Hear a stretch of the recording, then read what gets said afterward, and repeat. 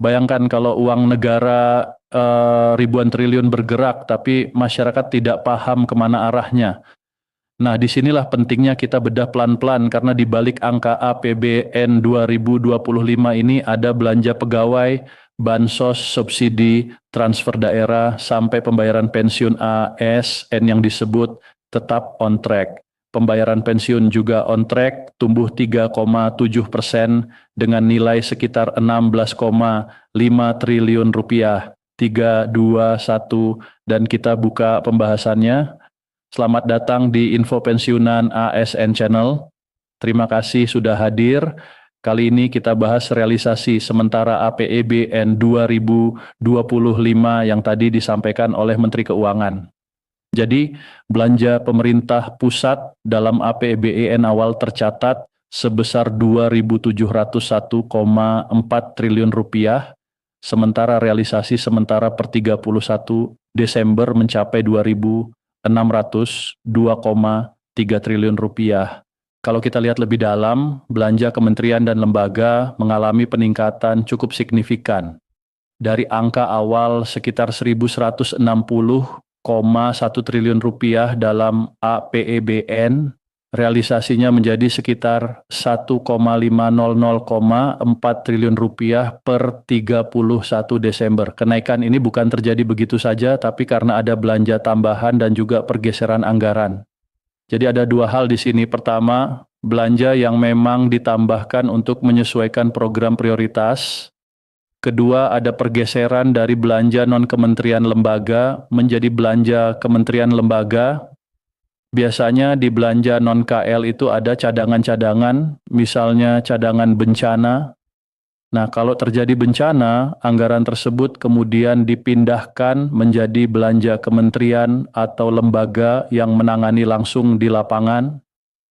Jadi bukan uangnya hilang, tapi posnya berpindah sesuai kebutuhan. Untuk transfer ke daerah, realisasi sementaranya berada di kisaran 849 triliun rupiah. Kalau dilihat secara kuartalan, ada pola yang menarik. Di kuartal pertama, belanja negara tumbuh sekitar 14,6% year on year. Realisasi kuartal 1 sekitar 620 triliun rupiah. Angka ini wajar kalau disebut masih relatif rendah karena awal tahun anggaran biasanya belanja belum terlalu kencang. Masuk kuartal kedua, belanja negara masih tumbuh, tetapi lebih rendah sekitar 0,6% year on year. Realisasinya meningkat menjadi sekitar 1.407 triliun rupiah. Namun pada periode ini juga ada sedikit hambatan karena proses efisiensi anggaran yang sedang berjalan.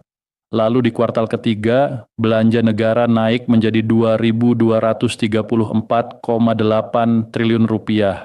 Sekilas tampak naik besar dari 1.407 triliun rupiah ke 2.234,8 triliun rupiah. Tetapi kalau dibandingkan dengan tahun sebelumnya, pada kuartal ketiga, angka ini sebenarnya masih lebih rendah.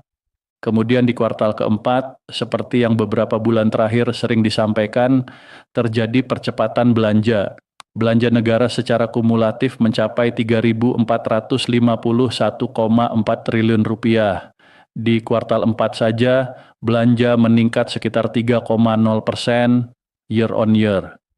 Nah, percepatan belanja ini nantinya akan punya efek ke pertumbuhan ekonomi kuartal keempat, seperti yang juga disampaikan oleh Menteri Keuangan. Sekarang kita masuk lebih detail ke realisasi belanja pemerintah pusat yang mencapai 2.602,3 triliun rupiah. Di awal tahun 2025, APBN melakukan efisiensi anggaran sebesar 306,7 triliun rupiah. Efisiensi ini dilakukan dari belanja kementerian lembaga maupun transfer ke daerah. Dulu istilahnya sering disebut blokir anggaran. Jadi ada blokir anggaran KL dan ada juga pencadangan anggaran transfer ke daerah. Namun penting dicatat, blokir ini tidak menyentuh belanja pegawai, tidak menyentuh operasional dasar kementerian dan lembaga, dan juga tidak menyentuh belanja bantuan sosial. Jadi gaji pegawai, layanan dasar, dan bansos tetap dijaga. Karena itu, Sebagian dari blokir tersebut kemudian dibuka kembali sekitar 6,4 triliun rupiah supaya operasional dasar tetap jalan, bansos tetap tersalurkan, dan beberapa kebutuhan tambahan tetap bisa dipenuhi. Maka belanja pemerintah pusat yang awalnya diperkirakan 2.700 1,4 triliun rupiah, realisasinya menjadi 2.602,3 triliun rupiah. Artinya pemerintah berbelanja sekitar 100 triliun rupiah lebih rendah dibandingkan pagu awal karena ada efisiensi anggaran sejak awal tahun. Namun di saat yang sama, anggaran tetap digeser secara fleksibel agar program-program prioritas pemerintah tetap bisa berjalan. Kalau kita lihat detail belanja kementerian dan lembaga, biasanya yang dilaporkan adalah belanja barang, belanja modal, belanja bantuan sosial, dan belanja pegawai. Belanja barang tumbuh 8,3% dibandingkan tahun 2024. Ini menjadi salah satu bentuk stimulus APBN kepada ekonomi. Karena belanja barang berarti pemerintah membeli barang dan jasa yang juga menggerakkan produksi, termasuk produksi lokal.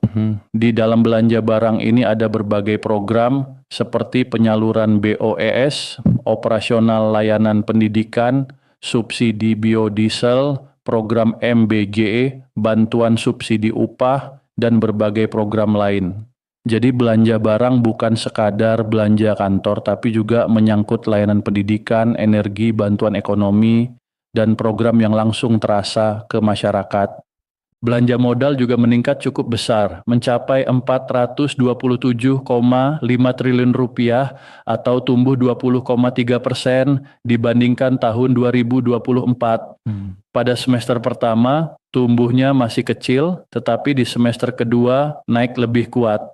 Ini wajar, karena belanja modal biasanya butuh proses lelang, proses pengadaan, administrasi, kontrak, dan tahapan lainnya.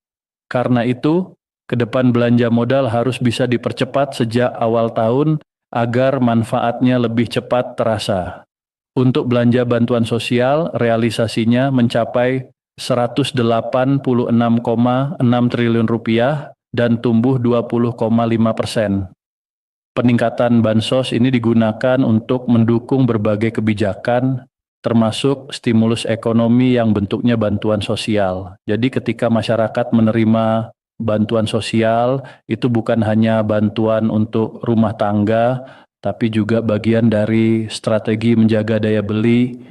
Lalu belanja pegawai juga meningkat, tumbuh sekitar 10,1%. Kenaikan ini terutama dipengaruhi oleh peningkatan jumlah pegawai yang menerima gaji dari APBN. Dan yang penting untuk pensiunan ASN, pembayaran pensiun juga disebut on track, tumbuh 3,7% dengan nilai sekitar 16,5 triliun rupiah.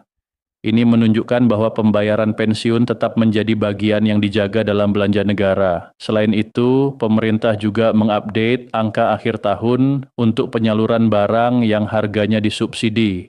Subsidi tahun 2025 telah dibayarkan sebesar 281,6 triliun rupiah. Subsidi ini meliputi subsidi energi dan non-energi. Untuk subsidi energi tentu sangat dipengaruhi oleh harga komoditas, nilai tukar, dan volume subsidi. Sementara untuk subsidi non-energi, salah satunya adalah subsidi pupuk. Untuk pupuk bersubsidi telah dilakukan penyederhanaan regulasi sejak awal tahun 2025 supaya pupuk bisa lebih cepat sampai kepada masyarakat yang membutuhkan. Dengan penyederhanaan ini, harga eceran tertinggi pupuk bersubsidi bisa diturunkan dan penyalurannya diharapkan lebih lancar.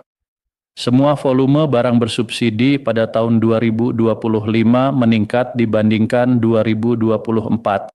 Ini disebut sebagai bentuk keberpihakan APBN untuk memenuhi kebutuhan masyarakat. BBM tetap dijaga, LPG 3 kg juga meningkat sekitar 3,9%, jumlah pelanggan listrik bersubsidi meningkat, dan jumlah pupuk yang disalurkan naik menjadi 8,1 juta ton atau meningkat 12% dibandingkan tahun 2024. program rumah bersubsidi untuk masyarakat berpenghasilan rendah juga meningkat tajam. Realisasi tahun 2025 hampir mencapai 279.000 rumah bersubsidi, naik sekitar 39,5%. Ini angka yang cukup besar, karena rumah bersubsidi sangat penting untuk keluarga berpenghasilan rendah yang ingin punya tempat tinggal layak. Jadi kesimpulannya, APBN 2025 bergerak dengan pola efisiensi di awal, lalu penyesuaian dan percepatan di akhir tahun. Ada belanja yang ditahan, ada yang dibuka kembali, ada yang digeser, tetapi program dasar seperti belanja pegawai, bansos, dan pembayaran pensiun tetap dijaga. Untuk pensiunan ASN, poin pentingnya adalah pembayaran pensiun tetap on track dan tumbuh 3,7%, sekitar 16,5 triliun rupiah. Jadi jangan hanya melihat angka besar APBN-nya, tapi perhatikan juga pos mana yang benar-benar menyentuh masyarakat, mulai dari bansos, subsidi, pendidikan, pupuk, energi, rumah subsidi, sampai pensiun. Itulah gambaran lengkapnya. Jadi kalau ada kabar soal APBN, pensiun, subsidi, atau bansos, jangan langsung panik dan jangan juga langsung percaya judul yang bombastis. Lihat datanya, lihat pos anggarannya, dan pahami konteksnya.